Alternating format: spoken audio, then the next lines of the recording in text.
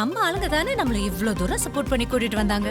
அவங்களுக்கு தெரியாதா அவங்களோட பெஸ்ட் ஹாலிடேஸ் நம்ம கூட தான்னு.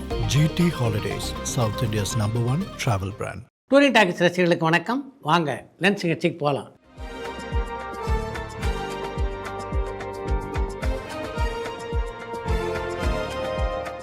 என்னம்மா முதல் கேள்வி? நடிகர் பிரபு நடிச்ச படங்கள்ல அவருக்கு திருப்பு முனையா அமைஞ்சது அக்னி நட்சத்திரம் படமா இல்ல சின்னத்தம்பி படமானு கடலாடியில இருந்து பாலசுப்ரமணியன் கேட்டிருக்காங்க. பெரும்பாலும் நடிகர்களை பொறுத்த வரைக்கும் அவங்க திருப்பு முனை அப்படின்னு நினைக்கிறது வெற்றி படங்களை தான். அப்படி பார்த்தீங்கன்னா சின்னத்தம்பி திரைப்படம் தான் பிரபுவுக்கு திருப்பு முனையாக அமைந்த படம். அவருடைய திரை வாழ்க்கையிலே மிக அதிகமான நாட்கள் ஓடி மிகப்பெரிய வசூல் சாதனையை செய்த படமும் அதுதான். ஒரு காலகட்டத்தில் பல செய்திகளை அடித்தட்டு மக்கள் கிட்ட கொண்டு போய் சேர்த்த சென்னை வானொலி நிலையம் இன்னும் இயங்கிக்கிட்டு இருக்கான்னு சிதம்பரத்துல இருந்து வெங்கடேசன் கேட்டிருக்காங்க. சென்னை வானொலி நிலையம் இன்றைக்கும் இயங்கிக் கொண்டிருக்கிறது. குளோபல் ஃபிலிம் ரேங்கிங்ஸ்ல எந்த மொழி படம் முதல் இடத்தை தொடர்ந்து சந்தனகுமார் சென்னையில இருந்து கேட்டிருக்காங்க.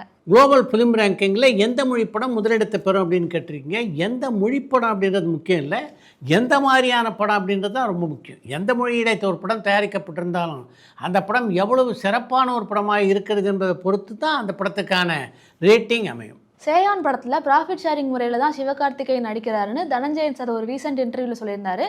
இது உண்மையான குமார் கோயம்புத்தூர்ல இருந்து கேட்டிருக்காங்க. எனக்கு தெரிந்தவரை சேயன் திரைப்படத்தில் ப்ராஃபிட் ஷேரிங் முறையில் சிவகார்த்திகேயன் நடிக்கலை. அந்த படத்துக்காக ஒரு பெரிய தொகையை சம்பளமாக வாங்கி கொண்டு தான் நடிக்கிறார். S.A. சந்திரசேகர் சார் எந்தெந்த டைரக்டர் கிட்ட உதவி இயக்குனராக பணியாற்றி இருக்காருன்னு கௌஷிக் சென்னையில இருந்து கேட்டிருக்காங்க. இயக்குனர் சந்திரசேகர் K.S. சேது மாதவங்கிட்ட நாளை நமதே படத்திலும், K.S. பிரகாஷ் ராவ் அப்படின்ற இயக்குனர்கிட்ட வசந்த மாளிகை படத்திலும், V.B. ராஜேந்திர பிரசாத் என்ற இயக்குனரோடு பட்டாக்கத்தி பைரவன் அப்படின்ற படத்திலும் பணியாற்றியிருக்கிறார். நடிகர் தாமு திரும்பவும் படம் நடிப்பாரா, ஏன் படம் நடிக்கிறதுல இருந்து ஓய்வு எடுத்துட்டாருன்னு கார்த்திகேயன் பரமக்குடியிலேருந்து கேட்டிருக்காங்க. ஒரு காலகட்டத்தில் சினிமா வேண்டாம் அப்படின்னு தாமு சினிமா உலகத்தை ஒதுக்கி விட்டு போனது உண்மை தான். இப்போ சினிமாவில் மீண்டும் நடிக்கிற ஆர்வத்தில் தான் இருக்கார். அவருடைய ஆர்வத்தை எத்தனை இளம் இயக்குனர் புரிந்து கொண்டார்கள் அப்படின்னு தெரியல. 2015 ராஜதந்திரம்னு ஒரு நல்ல படத்தை கொடுத்த டைரக்டர் அமித்தையும் அந்த படத்தில் ஹீரோவாக நடித்த வீராவையும் வேற எந்த படத்துலையும் பார்க்க முடியறது இல்லையே ஏன்னு கார்த்திக் ஆழ்வார்பேட்டையிலேருந்து கேட்டிருக்காங்க. ராஜதந்திரம் படத்துடைய பார்ட் 2 உருவாக்கப்பட போவதாக அந்த காலகட்டத்தில் ஒரு பேச்சு பலமாக உலவியது. அது மட்டும் நடந்திருந்தால் நீங்கள் குறிப்பிட்டிருக்கிற 2 பேரும் இன்றைக்கு லைம்லைட்டில் இருந்திருப்பாங்க. அது நடக்காதது தான் அவங்க 2 பேருடைய துரதிர்ஷ்டமாக பார்க்குறேன். நடிகர் விக்ரமோட அப்பாவான வினோத்ராஜ் தமிழில் மொத்தம் எத்தனை படங்களில் நடிச்சிருக்காங்கன்னு இளமாற நியூஜெர்சிலேருந்து கேட்டிருக்காங்க. விக்ரமுடைய தந்தையான வினோத்ராஜ் ஏறக்குறைய 15 திரைப்படங்களில் தமிழில் நடிச்சிருக்கார். எம்ஜிஆர், சிவாஜி, ரஜினி, கமல், விஜய், அஜித் இவங்கள மாதிரி அடுத்து வர நடிகர்கள் அதிகளவு ரசிகர்களை கவர வாய்ப்பு இருக்கான்னு ஸ்டீஃபன் கோவில்பட்டியிலேருந்து கேட்டிருக்காங்க. ஒரு காலகட்டத்தில் MK தியாகராஜாவுக்கு கூடிய கூட்டத்தை போல் யாருக்குமே கூட்டம் கூடியதில்லை அப்படின்னு சொல்லுவாங்க.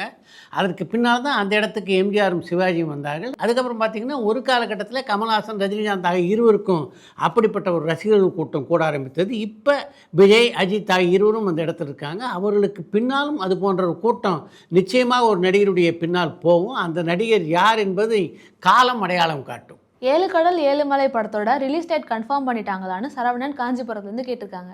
ராமனுடைய இயக்கத்திலே உருவாகியுள்ள 7 கடல் 7 மலை படத்தினுடைய வெளியீட்டு தேதி இன்னும் நிச்சயமாகலை. பழைய படங்களோட தலைப்பை புது படத்துக்கு வைக்கணும்னா ஏதாச்சும் அனுமதி வாங்கணுமான்னு கார்த்திக் பழனியிலேருந்து கேட்டிருக்காங்க. பழைய படங்களுடைய தலைப்பை புது படங்களுக்கு வைக்கணும்னா அந்த பழைய தலைப்பை யார் வைத்திருந்தார்களோ அவங்கக்கிட்ட அனுமதி வாங்கணும் அப்படின்னு தமிழ் திரைப்பட தயாரிப்பாளர் சங்கத்தில் எழுதப்படாத ஒரு விதி இருக்கிறது. காட்டான் லீடர் LIK இந்த படத்துக்கெல்லாம் சக்ஸஸ் மீட் வைக்கிறத பற்றி உங்களோட கருத்து என்ன? யாருக்கிட்ட இந்த படமெல்லாம் வெற்றி படம்னு நிரூபிக்க பார்க்குறாங்கன்னு ஜானி யாழ்ப்பாணத்துலேருந்து கேட்டிருக்காங்க. இப்போது திரையுலகம் இயங்கி கொண்டிருக்கின்ற முறையை பார்க்கும்போது இங்கே எந்த ரகசியமும் பாதுகாக்கப்படாது அப்படின்றது தான் உண்மை.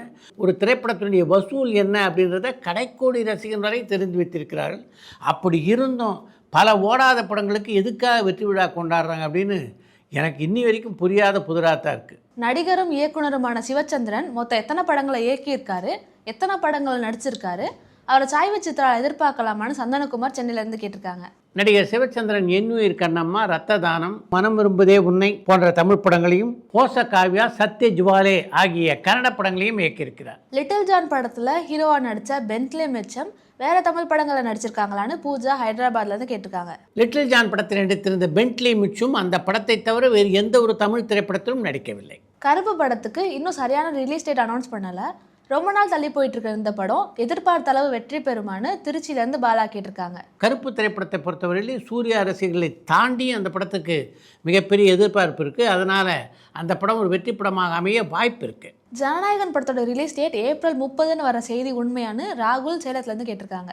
ஜனநாயகன் திரைப்படம் இந்த மாதம் 24ஆம் தேதி என்று வெளியாகும் அப்படின்னு ஒரு சாராரும் 30ஆம் தேதி என்று வெளியாகும் என்று ஒரு சாராரும் சொல்லிட்டு இருக்காங்க. ஆனால் இந்த 2 தேதிகளில் ஏதாவது ஒரு தேதியில் அந்த படம் வெளியாகணும்னா அந்த படத்துக்கு முக்கியமாக தணிக்கை சான்றிதழ் வேண்டும். இன்னும் ஜனநாயகன் படத்துக்கு அந்த தணிக்கை சான்றிதழ் கிடைத்ததாக தெரியல. நிறைய படங்களில் ஒன்றா நடித்த எம்ஜிஆர் நாகேஷோட நட்பு எப்படிப்பட்டதுன்னு பொள்ளாச்சியிலேருந்து முத்துக்குமார் கேட்டிருக்காங்க. எம்ஜிஆர் நாகேஷ் கிடையே நட்பெல்லாம் இருந்ததாக சொல்ல முடியாது. எம்ஜிஆர் மீது மிகுந்த மரியாதை வைத்திருந்த ஒரு நடிகராகத்தான் நாகேஷ் இருந்தார்.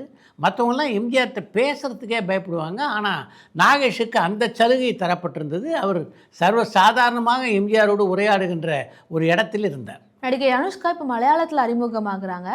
இந்த படம் மக்கள் மத்தியில் எதிர்பார்ப்பை உண்டாக்குமா, மலையாள சினிமா இண்டஸ்ட்ரி அவங்க ஏற்றுக்குமான்னு சுதன் திருப்பதியிலேருந்து கேட்டிருக்காங்க. அனுஷ்கா ஒரு திறமையான நடிகை, அதனால் அவரை எல்லா மொழி பட உலகமும் ஏற்றுக்கொள்வோம். அப்படி இருக்க மலையாள பட உலகம் அவரை ஏற்றுக்கொள்ளாதான் என்ன? நடிகவேல் எம்.ஆர். ராதா கிட்ட உங்களுக்கு பிடிச்ச விஷயம் என்னன்னு மதுரையிலேருந்து ராம்குமார் கேட்டிருக்காங்க. எம்.ஆர். ராதா கிட்ட எனக்கு ரொம்ப பிடிச்ச விஷயம்னா அவருடைய நேர்மையும் துணிச்சலும். யாரை கண்டும் பயப்பட மாட்டார். தன்னுடைய மனதுக்கு என்ன தோணுதோ அதை அப்படியே பேசக்கூடிய ஒரு ஆற்றலை பெற்றிருந்தவர் அவர். மடோனா செபாஸ்டின் இப்போதாச்சும் தமிழ் படத்தில் நடிச்சிட்டு இருக்காங்களான்னு பிரியா விழுப்புரத்துலேருந்து கேட்டிருக்காங்க. மடோனா செபாஸ்டின் ஹார்டின் அப்படின்ற ஒரு படத்துலையும் மாதவனோடு இணைந்து ஒரு படத்திலும் இப்போ நடிச்சிட்டு இருக்காங்க. நடிகர் பிரேம்ஜி மறுபடியும் ஒரு படத்தில் ஹீரோவாக நடிக்க போறாருன்னு ஒரு செய்தி வருது. அது உண்மையான பூஜா கோயம்புத்தூர்லேருந்து கேட்டிருக்காங்க. பிரேம்ஜி அடுத்து ஒரு படத்திலே கதாநாயகனாக நடிக்க இருக்கிறார் அப்படின்ற செய்தி உண்மைதான். சமீபத்தில் தான் அதை பற்றிய அறிவிப்பு வெளியானது.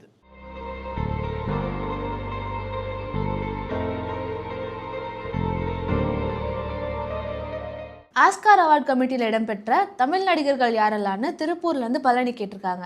ஆஸ்கார் அவார்ட் கமிட்டியில் 2 தமிழ் நட்சத்திரங்கள் தான் இடம்பெற்றிருக்காங்க. ஒன்று உலகநாயகன் கமல்ஹாசன், அடுத்தது சூர்யா. அடுத்து என்று ஒரு தகவல்.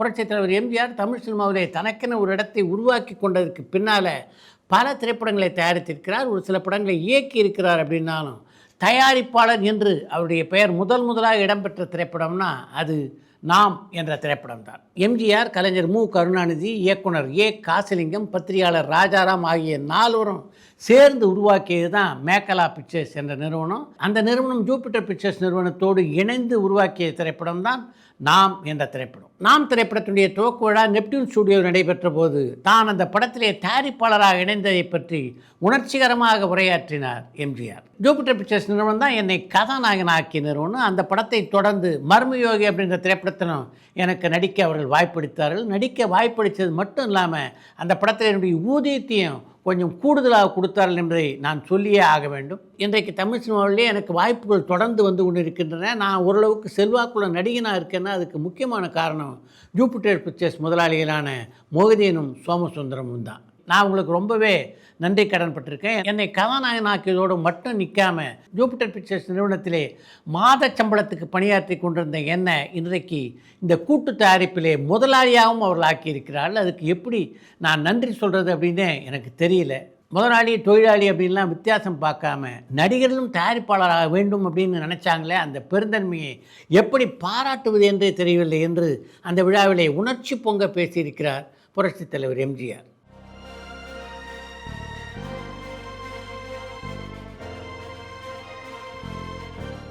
இத்துடன் இந்த லென்ஸ் நிகழ்ச்சி நிறைவு பெறுகிறது. மீண்டும் அடுத்த லென்ஸ் நிகழ்ச்சியிலே சந்திப்போம்.